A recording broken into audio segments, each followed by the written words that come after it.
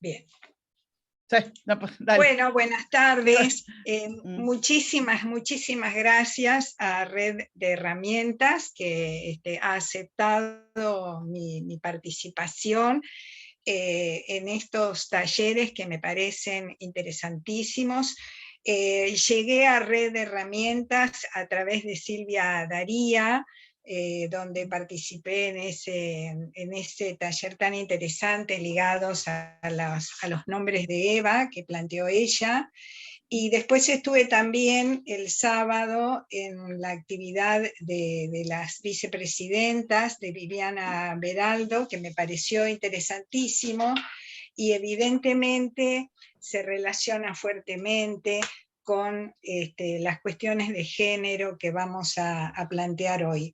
Yo les pedí hace un rato, hace 2 horas aproximadamente, a través del WhatsApp, para conocerlas, para saber quiénes eran. Y bueno, tengo anotado a Cecilia Ávila, a Violeta Moreno de Tucumán, Cecilia de Junín, Elizabeth de Santos Lugares, Inés de Remedios de Escalada, Julia de Santa Fe, Susana de Montevideo, Andrea de La Plata, Cecilia de Merlo, Eda de Capital, Azul de 3 de Febrero, Vanessa de Catamarca, Noé Díaz de La Matanza, Florencia de Villa Pegüeña de Neuquén, Merce de Uruguay, Vero de Merlo, Pilar de Chile, Graciela de Villa del Parque, Estela de Mar del Plata, Fabiana de Cura Brochero, Estela de Morón, María Marta de Entre Ríos, Ana de Castelar, Ani de Ramos Mejía, y ahora que entraron Onilda Girardi, Gilda Ibáñez, Ana María Udicio, Graciela Altomonte. Bueno, encantadísima de que estén allí, del otro lado de la pantalla, y que tengamos la posibilidad de intercambiar algunas ideas con respecto a esta temática, que la metodología va a ser, si les parece bien, yo hago una introducción hablando un poco del planteo de por qué este título, Pensar con lentes violetas. Ya he visto por los comentarios que han hecho que muchas de ustedes saben bien de qué estamos hablando, así que simplemente es una metodología de trabajo desde la que pretendemos repensar y deconstruir las problemáticas que nos agobian desde esta cuestión. Voy a compartir pantalla.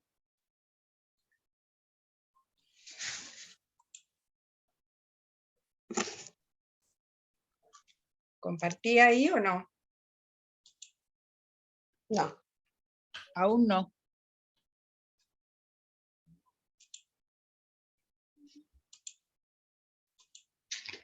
Ahí sí. Ahí está. Sí, sí, ahí está viniendo. Estamos viendo el Zoom, pero está viniendo. Está viniendo.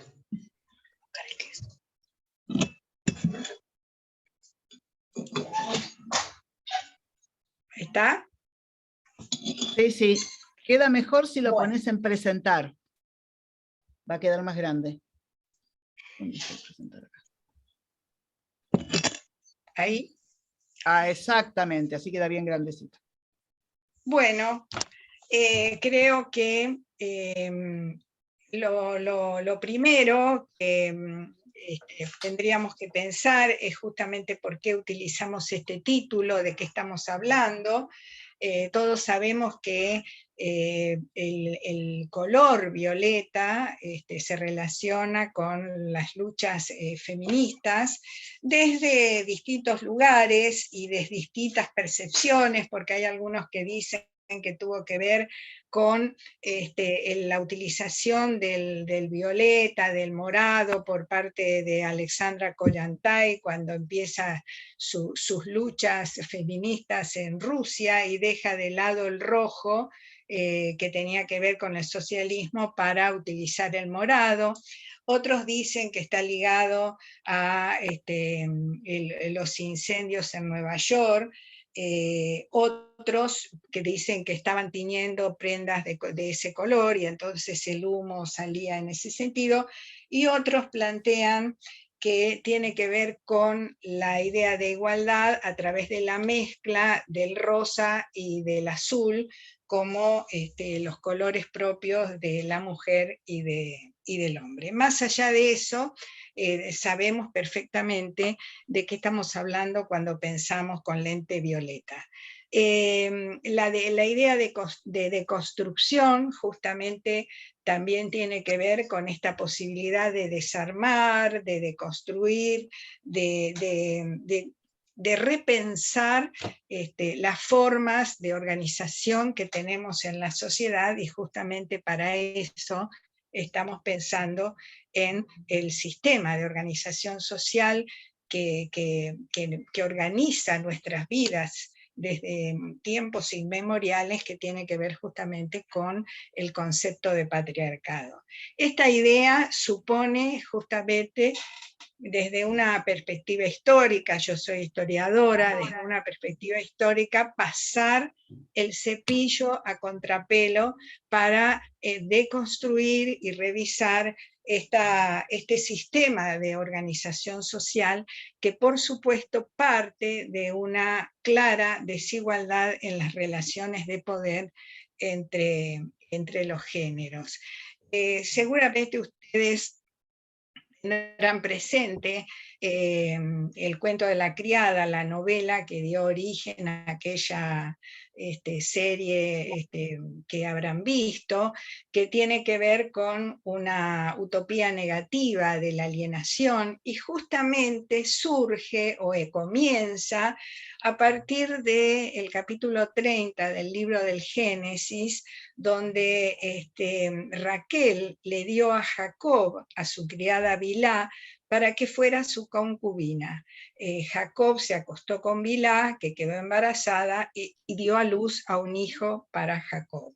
Si recuerdan la serie y particularmente la novela, esta distopía propone justamente una transformación absoluta del sistema de organización vigente en pleno siglo XX, donde a partir de ese momento solamente las mujeres son criadas al servicio de una familia, una pareja, para justamente permitir la concepción en aquellos casos en que la mujer no puede cumplir con ese principio. Entonces, desde ese lugar tenemos la necesidad, siempre pienso que esta obra, que fue tan vista a través de la serie, nos permite pensar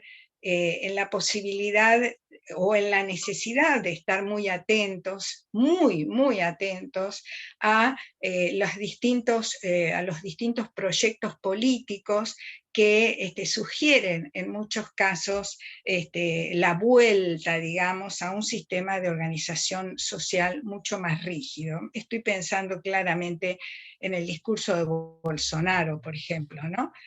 Entonces ahí, volviendo a la idea de deconstrucción, nosotros estamos insertos en una realidad que ocurre, pero paralelamente se va produciendo la construcción de esa realidad. Y entonces observamos que esa construcción está cargada de una misoginia que no la reconocemos como tal, sino que la naturalizamos absolutamente en esa construcción. Esto tiene que ver con un sistema de organización social, económico y, por supuesto, cultural y también psicológico, ¿no?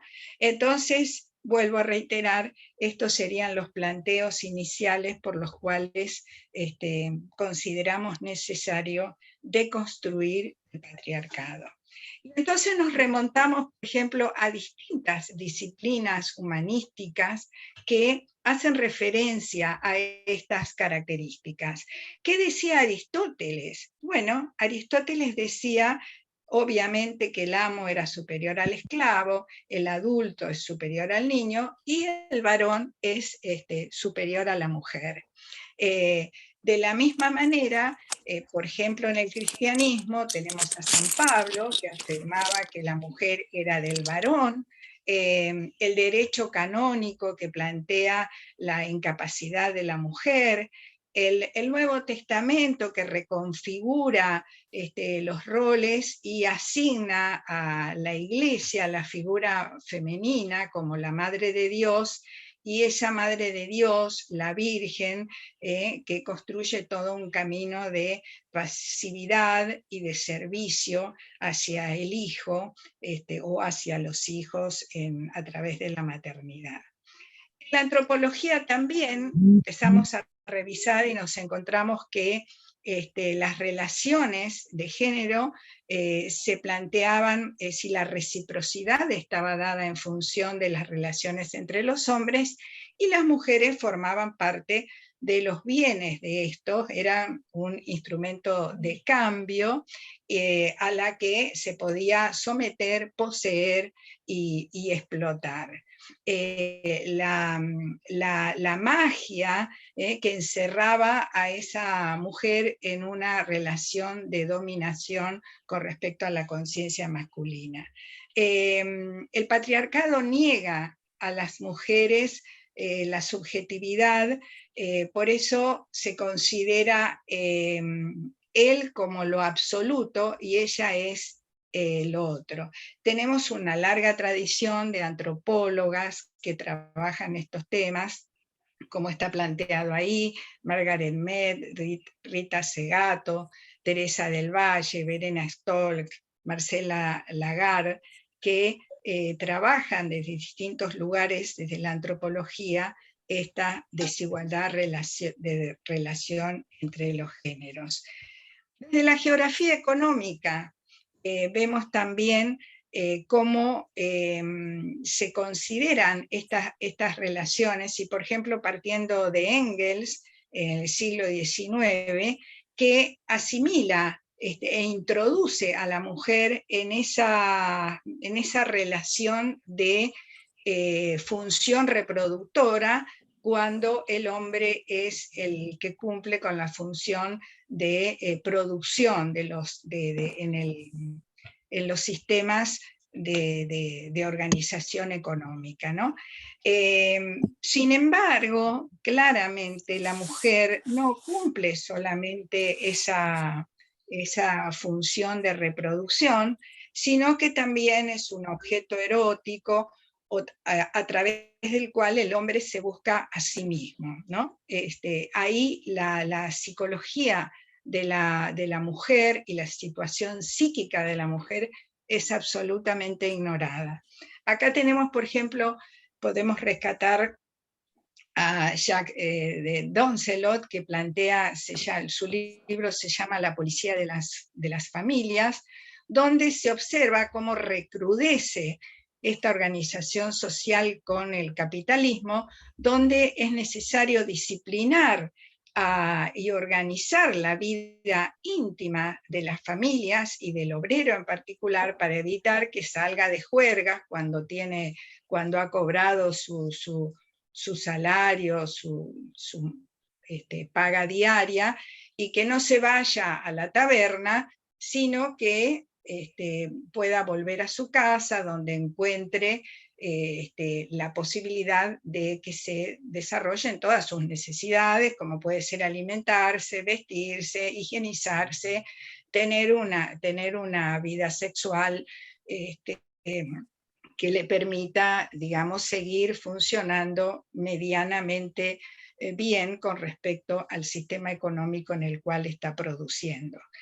Si hablamos en cuanto al trabajo de las mujeres, vemos que desarrollan en el ámbito laboral una presencia muy activa. Sin embargo, en las ganancias solamente tienen el 10% de todo lo acumulado a nivel mundial, y el 1% de las propiedades. ¿Qué pasa en el campo del arte? Tenemos, por ejemplo, dicen algunos autores que en la historia del arte, si pudiéramos invertir y poner en ese lugar de las mujeres a un hombre, nos daríamos cuenta de la violencia que tiene este accionar justamente por el lugar que ocupan las mujeres, ¿no? Fragonar, no sé si se alcanza a ver, acá tenemos a la mujer que se hamaca en el columpio, y vemos aquí al hombre que está ahí abajo esperando poder ver la voluptuosidad que ofrece la intimidad femenina, ¿no? O como en el caso de la maja desnuda de Goya, fíjense la postura tan utilizada, esta pose por distintos pintores que a su vez son pintores varones, ¿no? Lo mismo ocurre con Susana y el Viejo, una temática bíblica que se repite en Tintoretto, en Rembrandt, y aquí abajo también en Berni. O si nos venimos al arte más contemporáneo, por ejemplo, esta obra de Ronskin, el arte pop, Yo te amo con mi Ford, vemos esa idea de el elemento fálico ahí es el auto, el vehículo, esta idea de posesión, donde la mujer justamente está ahí en el lugar del objeto de deseo, ¿no? Desde la política vemos ya en el contrato social de Rousseau, y después posteriormente el Código Napoleónico, donde se establece la desigualdad jurídica de la mujer, ¿no?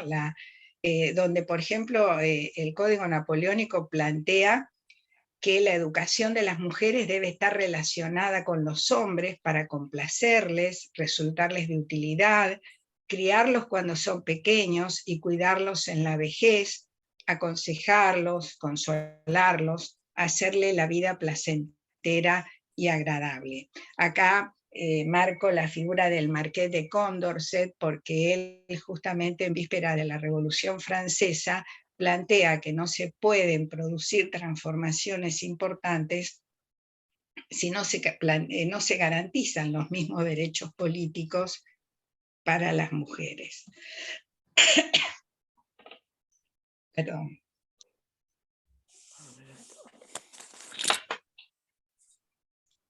Y ahí empezamos a ver la necesidad de la toma de conciencia que justamente se generan desde distintos lugares y de distintos ámbitos. Eso daría para otro taller, que tendría que ser ver cómo se van desarrollando las distintas olas del feminismo, ¿no? Y vemos ahí donde hay una toma de conciencia y se empieza también a pensar en estas situaciones de desigualdad íntima que se produce en las mujeres, que hace justamente de pensar en esa frase, lo personal es político.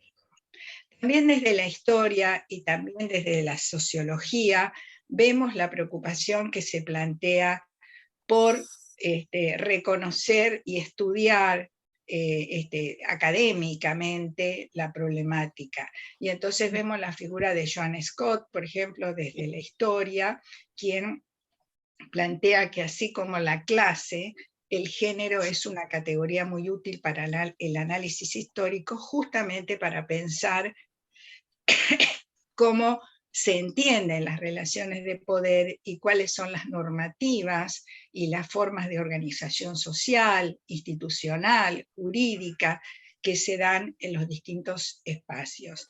Lo mismo ocurre, por ejemplo, con la obra El sentido práctico, la dominación masculina de Bourdieu, donde va a insistir en estas formas de dominación que están ancladas, por eso él habla de la violencia simbólica, que están ancladas en los cuerpos femeninos y en la necesidad de revisar los hábitos que organizan este sistema social.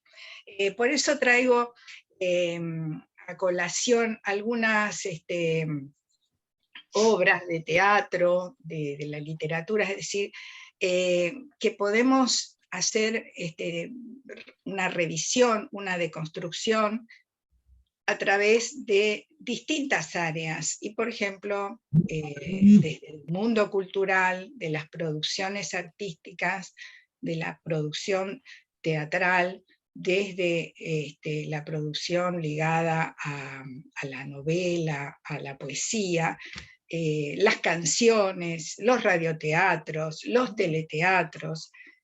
Ahora justamente estoy trabajando en el concepto de violencia mediática, que justamente Viviana ha planteado también con tanto acierto al analizar, por ejemplo, las portadas de los diarios, de la revista Noticias en función de la imagen de Cristina.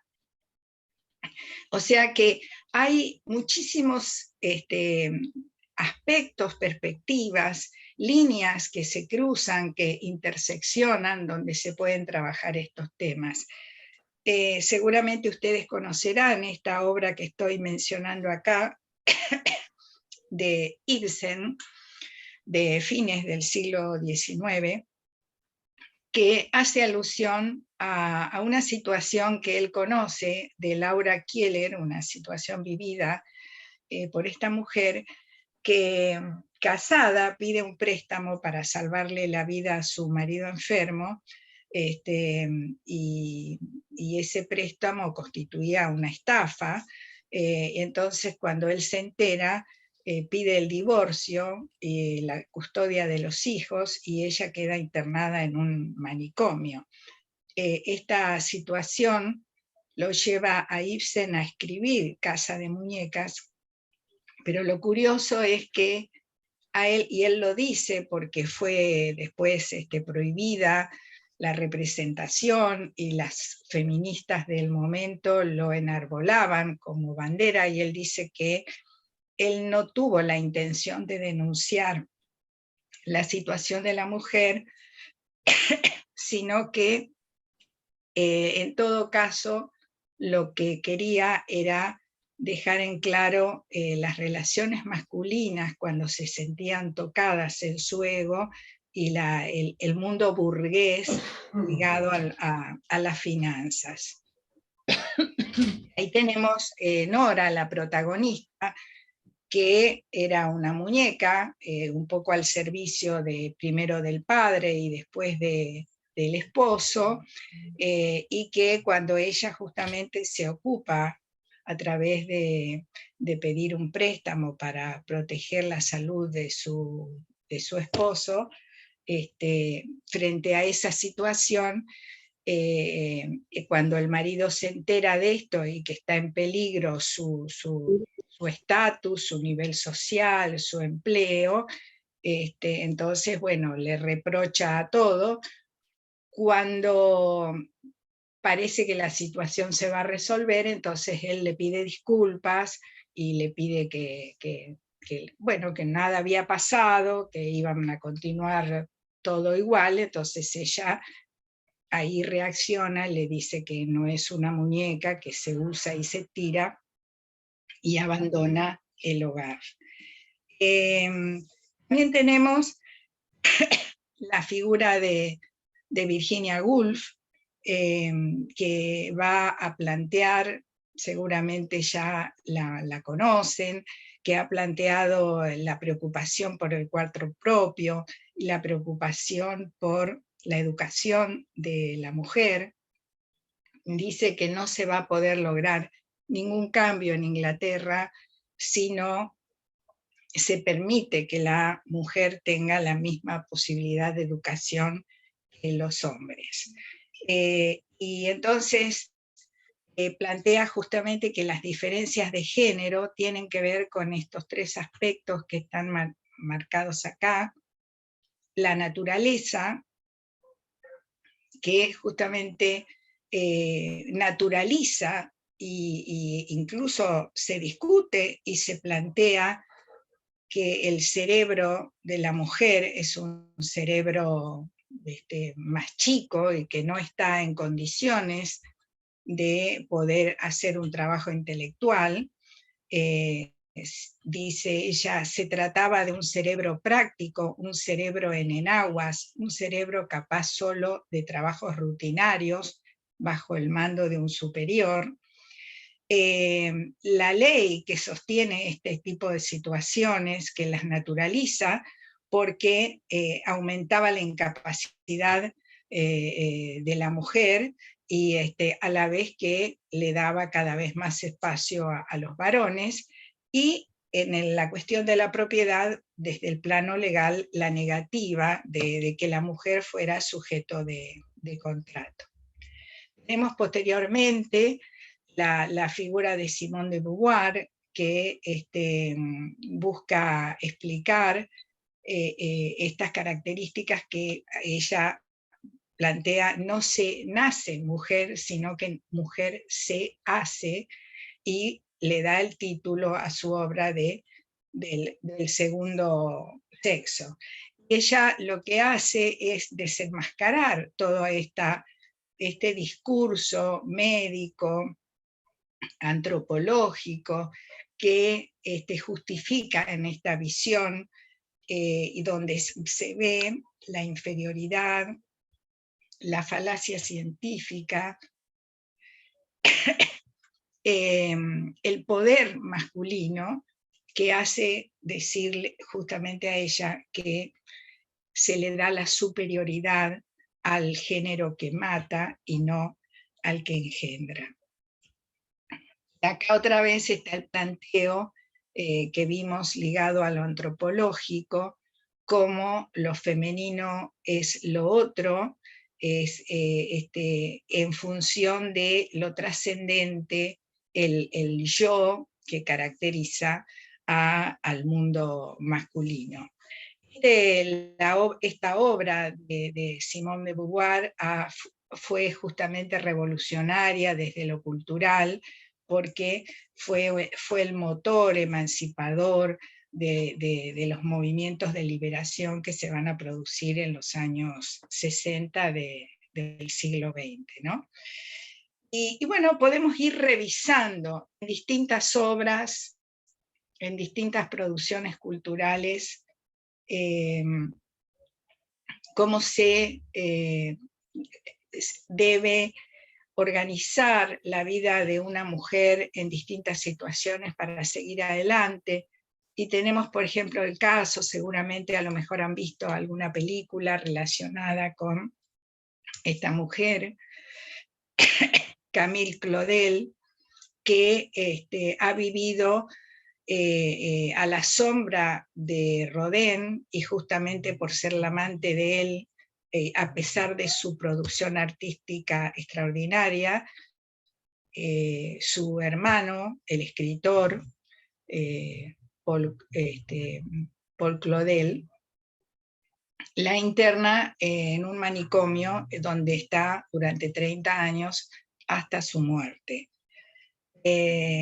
También tenemos, para cerrar, esta novela que terminó Vanessa Montfort, una española, la terminó en pandemia, se editó a fines del año pasado, La mujer sin nombre, que hace referencia a la vida de María Lejárraga, una escritora, traductora, llegó a ser diputada por la República, feminista, que escribió durante los primeros 40 años de su vida con el nombre de su esposo, Gregorio Martínez Sierra, porque estaba convencida que de esa manera podía estar ligada al mundo del arte de principios del siglo XX en España, amiga de Juan Ramón Jiménez, de Manuel de Falla, autora del guión del Amor Brujo y tantas otras obras,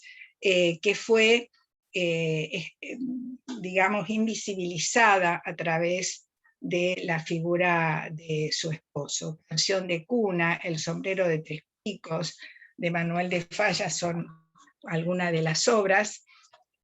Él la abandona a los 12 años de casados por una mujer, Catalina Bárcena, que era la que representaba, la artista que representaba las obras que ellos escribían. Y cuando él se muere, ella quiere juntar toda la obra bajo el nombre de él y con un prólogo de su autoría, a la cual esta mujer, Catalina Bárcena, se opone terminantemente, y entonces ella escribe, haciendo una especie de mímesis con El platero y yo, de Juan Ramón Jiménez, escribe esta obra, Gregorio y yo, medio siglo de colaboración, y toda la novela de Montfort lo que hace es desnudar y poner en evidencia toda la producción oscurecida a través de la figura del hombre, y tanto es así que ella, esta obra, Gregorio y yo, la escribe con el apellido de él, ¿no? María Martínez Sierra, una vez que él se muere.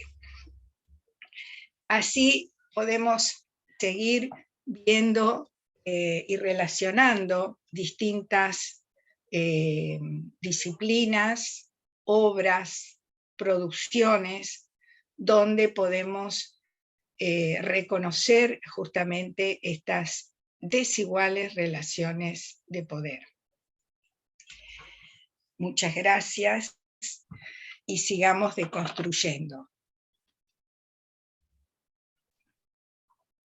Le decía a Mónica que mi propuesta sería para todas ustedes, que pudiéramos tener algún encuentro posterior, algún taller posterior, donde, por ejemplo, podamos escribir una historia de vida, escribir o a través de un video, o a través de una grabación, de alguien que ustedes conozcan. Son muchas, de distintos lugares del país y de algún país vecino, donde ustedes pueden seguramente encontrar situaciones de vida, historias de vida, que les facilitaría algunas preguntas como para hacer un recorrido de este relato de vida, que no necesariamente tiene por qué ser con nombre y apellido, si es que no queremos blanquear, digamos, no queremos ponerle nombre porque son situaciones de vida por ahí muy íntimas. Pero miren, en una misma familia podemos revisar cómo los destinos de las mujeres de esa familia se alteran y se modifican en función de las necesidades del varón, de ya sea el marido, los hijos, el padre, desde la elección de una profesión o las posibilidades. Por eso sería interesante pensar en una mujer que tuviera ya la vida transcurrida, mayor de 70 años, como para que podamos reconocer estas cuestiones, porque por suerte y por lucha, no por suerte, sino por lucha, las mujeres visibilizan con mucho mayor claridad esta situación de desigualdad, que por supuesto que ha producido reacciones, transformaciones, cambios muy importantes, como por ejemplo la ley de violencia de género, que justamente plantea distintos tipos de violencia, la violencia física, la violencia psicológica, la violencia mediática también, ¿no? Susana, Así una que, cosita, bueno, si dejas de compartir, podemos abrir y así nos vemos todas, y bueno, tal vez abrir bien, el micrófono si quieran preguntas y demás, muy si te bien. parece, ¿no? Pero Sí, sí, así nos perfecto. vemos todas, porque somos como 40. Ah, qué bien, qué bien. Ahora sí nos vemos todas en los cuadraditos chiquititos. Sí, algunas, algunas veo, otras no. Perdón, no sí, puedo habilitar mi cámara porque ha decidido no funcionar mi computadora. sí. Y por eso estoy con el nombre nada más. Mónica, podés dejar de grabar ya, me parece, ¿no? Bueno, dejo de grabar. El aplauso. Ahí, aplaudan ahora. Aplausos para Susana, que no lo pude, que lo mira por tele. Gracias por todo lo que ha despertado. Gracias. Gracias. A ver, Gracias, Susana.